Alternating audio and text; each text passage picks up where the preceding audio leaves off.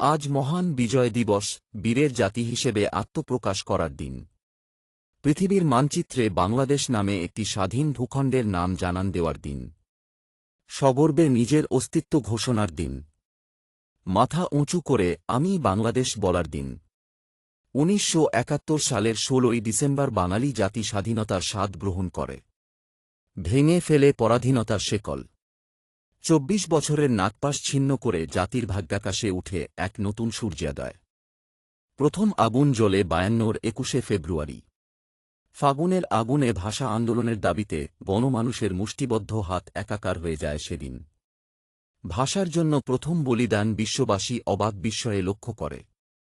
সেই থেকে শুরু হয়ে যায় বাঙালির শেকল ভাঙার লড়াই। ১৯৫২ সালে যে আগুন জ্বলেছিল ঢাকার বুকে, সে আগুন যেন ক্রমান্বয়ে ছড়িয়ে পড়তে থাকে দেশের আনাচে কানাচে সবখানে। ৬২, ৬৯ ও ৭০ শেষ করে ৭১-এ বাঙালি হিসাব করতে বসে। বিগত দিনের খেরোখাতায় বাঙালি দেখতে পায় কেবলই অত্যাচার, অনিয়ম আর অসমতা। যেখানে কেবলই অধিকার না দিয়ে দমিয়ে রাখার দগদগে ক্ষত। অনিবার্য বিজয়ের লড়াইয়ে তখন আর পেছনে ফেরার সুযোগ নেই। মৃত্যু অথবা মাতৃভূমি, এটাই একমাত্র মন্ত্র। ১৯৭১ সালের ২৫ মার্চ। বিজয়ের নেশায় কাতর বাঙালির ওপর পাকিস্তান চালায় মানব ইতিহাসের ঘৃণ্যতম গণহত্যা। না, ভয় পায়নি বাংলাদেশ।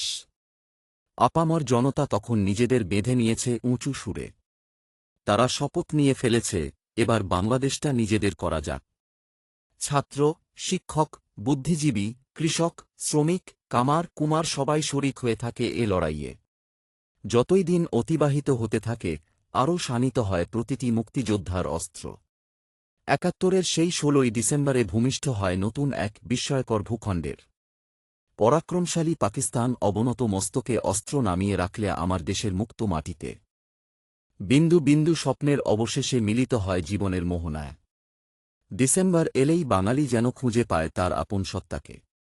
বারবার, হাজারবার বলতে ইচ্ছে করে, প্রিয় দেশ, শুভ জন্মদিন। ভালোবাসি তোমাকে।